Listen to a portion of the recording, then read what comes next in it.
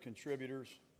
You know, some of the free agents that we got in the offseason, a lot of the rookies made huge contributions, and really appreciate the Raider fans, too. It's really great to be home. We've played home games in Winnipeg. We're happy to be here at the Coliseum, and it's a good start, but I'll answer any questions I can. How would you describe Derek Carr's performance tonight? Well, he played great tonight. I don't know what the stats are, but he did a lot more for our team than complete a lot of passes. He made some, great audibles. He protected the ball. He was inspiring and leading the team on the sidelines. I thought he was really good. Is that a third one audible? The third one you played the Williams been audible? I think I'll take credit for that since it worked. Yeah, Derek was involved in a lot of things tonight, and most great quarterbacks are. But he was on top of his game tonight.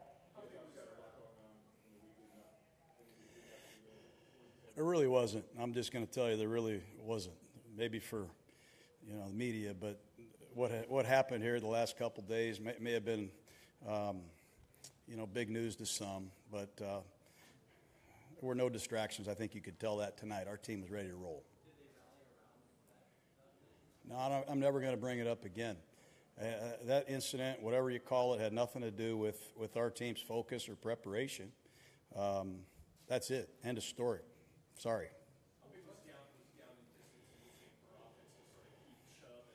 Yeah, it's big, man. I mean, balance was important. We changed speeds a lot. I think their defense is as tough as you'll see all year. I mean, Fangio's unbelievable. We had some long, sustained drives. We were able to finish the drives in the end zone. It's hard to go 90 yards in this league against that type of defense with Miller and Chubb and Chris Harris and Fangio. So it was a good start. We got a short week. We got a real animal coming in here again this short week, so we got to get to work. He's good back. We're really happy. The play that really impressed me was the catch and run. That really was a big score to make it 21-6. I think he shows some all-purposeness, like we talked about. He can catch it. He obviously can run it. He picked up a couple blitzes, and he's smart, and he's passionate about the game. I give Mayock a lot of credit. I got good word on him that he's going to be okay. Don't know his status for the next game, but most importantly, the kid is all right. That was a scary hit that he took, but all the reports I have are very, very positive. John, certainly Derek kind of up and down his line. What does it mean when you're able to see him go 22 of 26? Well, we're going to look at the 4 incompletions and say, what the hell are you doing, Derek? We try to coach that way. We saw him complete 70% last year in some really, really tough situations. And we think his potential is really off the charts, and he's got to do a good job of coaching him. Got to try to surround him with a lot better players and coaching, and he'll be fine. Do you think you'll see something special with he and Tyrell Williams, the way you kind of see him? I'm really happy for Tyrell Williams. Our receiving core took a hit, obviously, this week, but Tyrell Williams is capable of being a number 1 frontline guy for us. And Renfro made a catch. Ryan Grant had a few catches. Waller came up big. We're going to use everybody, and we're getting on to the Chiefs. Well, after giving up 57 sacks last year, whatever the hell it was, I mean, that's a great accomplishment. It's something that, we hope to continue. You have one great game. You got to really prove that you can do it again and again. And Trent Brown's a big acquisition. We're playing with 2 backup guards. I'm not going to underscore that. Right guard Denzel Good had back surgery. We didn't even expect him to play. Jordan Devey came in because Incognito couldn't play. So to play your 3rd and 4th guard against a defense like that, those guys deserve some credit. John, is it still more when you look at the film, but what do you think generally the preparedness of your rookies besides John? Well, Moreau played good. Foster Moreau was huge in this game. He didn't make a lot of catches, but at the point of attack, I saw Max Crosby do a few things. Mullen, he's going to get his eyes opened. They were looking for Mullen down the stretch. So there were some good things to build on, and there's some things, obviously, we got to continue to develop. I think we wore down a little bit in the second half. Obviously, they were able to get some sustained runs, but I thought they played hard. We gave up a couple big plays that you can't give up in the situations where we gave them up. We got to correct that. But I thought Burfict and Joyner stood out, and we got to continue to get more pass rush, but we did get home a few times. One guy did have a wild weekend with the Doc. What do you say about the whole process? It's too bad Hard Knocks left town, you know.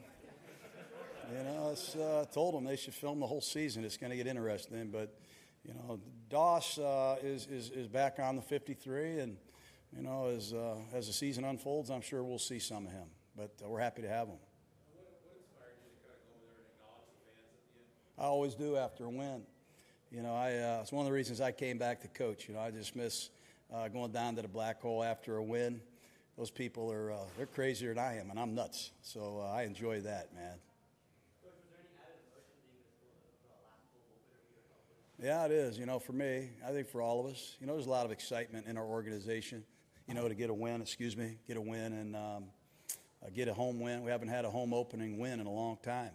And we want to try to give the fans here something to get excited about. John, I think there's a sense that the country watching this team did not expect that without Antonio Brown, you could have done the kind of things you did offensively. Well, as much as people talk about it, I mean, my God. I mean, I feel like someone's smashing my temple on the side of the head.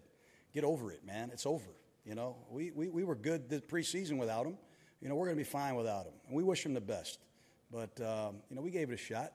And now New England gets their turn. Good luck to them. But I just can't I can't deal with it anymore, really. Sorry. Okay, guys, thanks. Thanks a lot, guys. It's hot in here. Have a good one.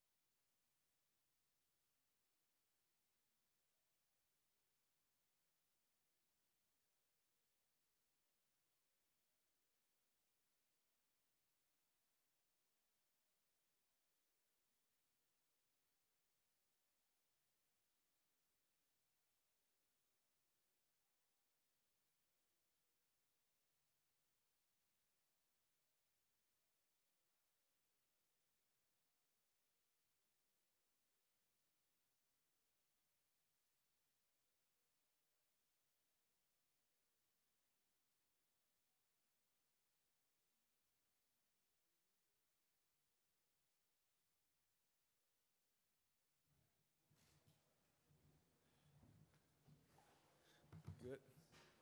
Questions for Derek? Derek, you guys, obviously, there's a lot going on this week with the whole league. You said how is the process of putting that to the side, focusing on you? Is that difficult at all? Is it easy or anything? Yeah, I'm glad you asked that first because I want to address it and be done with it. Like, I love Antonio.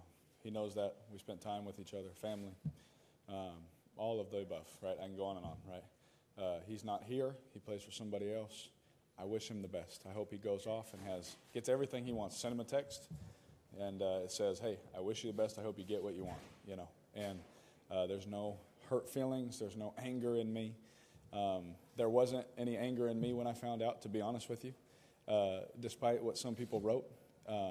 Some people saw me right after and thought that I was mad at that when Everett can tell you we were talking about something totally different, which, again, if you don't have all the details, you go out there and just write something about me. I don't like that. He's gone. I wish him the best. I hope that we can talk about Darren Waller and what he's overcome. Hopefully we can talk about Tyrell Williams being the number one receiver. Hopefully we can talk about no sacks against that defense. Hopefully we can talk about our rookies and the way that they played on defense. Vontaze Burfict looking like an all-pro middle linebacker, which we tried to tell everybody these things all off season. You know, we weren't just blowing smoke. And sorry to take your question and run with it, but, you know, we had a good football team even when he wasn't there. We knew if we added him, my goodness, that could be crazy because he's so good as a football player. But he's not here. And when it happened, it was like, okay, honestly, it wasn't the same feeling when Khalil got traded. I just put it at that. It was not the same feeling. It was like, okay, at least the questions are done, right? At least we have answers, right? And it stung as a friend having to see him go somewhere else. But again, I wish Antonio the best. And even if, you know, whatever feelings, I don't even think he has hard feelings towards anybody. He just wanted a different place, right? And so I wish him the best. I hope he gets everything he wants. Wish his family and his children the best. Love the guy, had fun. Practices were really fun. You know, we had a whole bunch of touchdowns in practice. Get to tell my kids that someday that I threw to him and all those kind of things. But, you know, we're moving on, and we have a good football team, and I'm really, really, really happy to be a part of this team because it's really, really close, and we're like a family. What kind of impact did his absence have tonight on everybody else? Yeah, so, again, I was going to address it one time, and again, I love you, man. I just don't want to get into it anymore. You know, he's gone. He's with a new team, and I can promise you when we took the field, it was, here we go. We've been practicing all training camp with this group of guys. We've been practicing all, off season with this group of guys. We've been running certain plays for certain reasons. Let's just play football. How big against this team was the constant string of 3rd and 1, 3rd and 2, 3rd and 3 against, Miller and Chubb? They have to be able to slow that down. Yeah, it's really tough, right? There's been, going into my 6th year, I'm on the other side of the half a decade now, right? It's pretty funny. It's a lot of football. I've played against Vaughn, and before it was Chubb, it was DeMarcus Ware, which was, again, not too fun. But when you get in those situations against that defense, against that front, against that coordinator, head coach, Coach Fangio, 3rd and shorts are going to be just gritty, tough, hard-nosed. I like to call them Pat Hill football downs. And some of you will enjoy that one who remember Pat. But when you get in those situations, you look at a guy like Trent Brown and Denzel Good and how much mass of men that is downhill, and you're like, we got a good running back, we got a good fullback. I think we should run behind those guys. And then we come back and we can do it the other way too, behind Colton, who's beefed up, and Devi, and Rodney just does his thing in the middle. So being able to pick those things up were the difference in the game, to be honest with you, because we don't now we're punting, right? And a lot of big plays came after picking up 3rd and shorts, even the 3rd and short where we threw it. Yeah. Great protection, but that's another one where we don't pick those up. It's a different ballgame. How key was Josh, Derek, in terms of keeping Bradley and Vaughn honest? Yeah, huge. And he did a great job all night with his. I told him, I said, don't ever worry about how many yards you run for. Worry about the style of running you do. That's one thing I learned from Marshawn Lynch. Never cared about how many yards he had. Never cared about how many touches or touchdowns. But when he touched the ball, he's going to make sure everyone else felt him. And that's how he controlled the game. And I told Josh that, and I'm not taking credit for that. He already does that, but I just encouraged him, okay? He did a great job of just running physical and putting his pads down, making people hit him, where they don't want to hit him. He would lower his center of gravity and make them hit all of him instead of getting some cheap shots on him, and did a great job. Again, let's not forget this, that in the 4-minute drill, him not fumbling, right? Von Miller is the best at stripping running backs from behind. And he got picked up and slammed on his head one time, but he held on to the ball, and he gave the ball to the official. And so I think those are key winning moments. You know what I mean? Those are key things from a rookie running back that you're like, man, I'm really, really glad that we got that guy. John Gruden talked all offseason about how basically Tyrell's number one receiver even before Bless you. he came in. What he did today sort of showed that he has that. Absolutely, against good corners. Against Yidam, who's a good, talented young corner, against Chris Harris, who obviously you guys know I think the world of. Every game, every ball you throw against him is tight window, and he did it against really good competition, And I told you guys from day one when we got Trent Brown, that was Christmas, And then when we got Tyrell Williams, I was like, I don't even know there's nothing better than Christmas, but this feels pretty good. You know what I mean? I got 2 big gifts this year, and that guy proved today that he can do that at a high level, and the best part about him is he's just a great guy. He's a great guy, fun to work with. He came out to Bakersfield. A lot of y'all been there, say, why would he come? That's just the kind of guy he is, right? He went down to Bakersfield and worked with me, and I appreciate it. It's paying off. Last one over here in Oakland. What did you think about the atmosphere from the crowd tonight? I'm gonna be completely honest with you.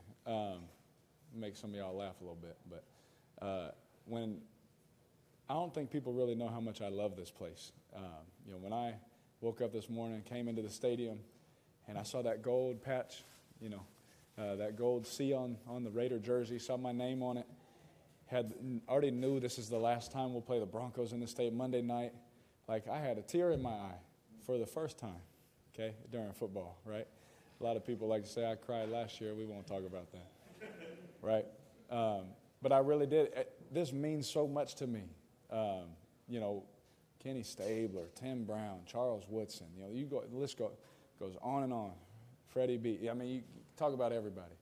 And to think that we get to be a part of the team that's the last team that gets to play here, like, that's pretty special. Derek, it's a good secondary, right? Last Yeah. year, 80% against them. And tonight, totally the receiving core, you're like 85%. What is it about your success against Denver? I just give all the coaches credit for pushing me and teaching me the system at an expedited rate, so that I could play fast and be efficient. I got a lot of funny things I could say, but I won't do that. Derek, late in the game, you were talking to the official and you pointed up at the clock. Was there something going on with the radio? Yeah, I told the official, actually, every time that little, what's it called, the sky cam? Yeah. Every time that sky cam would get close to us, my headset would go out. And so I don't know if it was a radio for a frequency kind of thing. I don't know. But for whatever reason, and that may not even be the reason, right? But I just noticed every time it would get close, it would cut out and I couldn't hear Coach. And so I would hear like a syllable of what he was calling. I knew who was in the game so I could call the plays. But every time, so that's when I had to tell the ref. I was like, I don't know who to tell, but we need to at least just move it back. I know that's a fun view for the cameras and for the fans, but I need the play to make it more fun. Yeah, a lot. We're going to watch the film. I'm going to watch my footwork. I'm going to watch my eyes. I'm not into how many passes we completed. No offense to that question. I'm into the ones I did miss. Why did I miss them? How can I do that better? That's what if you grade out just random numbers, you grade out at 80% or 90%. What's the 20 or the 10% I messed up on? Tell me that and I'll get it better, And that's what I'm into. And that's why I love our coaches, because they definitely harp on those things. Last one. Yeah, I loved it, right? I think we all in here, everybody, roots for Darren Waller, right? I think everyone roots for that. I told him, I kid you not, when I sat there at my house and I watched his, story come on Hard Knocks, I sat there with tears in my eyes because I was like, how many people that helps for him to be that vulnerable? I said, that's unbelievable. That blesses my life. To see someone that vulnerable and that open, like it wasn't hard for him. He was just talking, telling people his story. Imagine if everyone could open up like that. How many more people could get help? How many more people we could help, right? And then to know that story, and then to watch this man come on Monday Night Football and make these crazy plays, right? I mean, you have to root for that guy. I think we all do, and I think that he's become a fan favorite and one of the favorites in the league. You know, for a lot of young kids, and for a lot of adults too, to look up to him. That he could be that young, and that honest, and that open. And I told him the next day I saw him. I said, "Bro, that you don't know how many people that story, your story, is going to bless and help and change their life. Maybe today they go and ask for help today. You know, maybe now they finally realize, man, if he could do it, I could do it. You know, and that right there, to see him now transition and be the professional football player, not trying to get cut, right? He's a professional football making plays on Monday Night Football, starting tight end for the Oakland Raiders. I think it's a powerful thing, and I think that needs to be talked about more. Thank you, guys. Thanks, guys.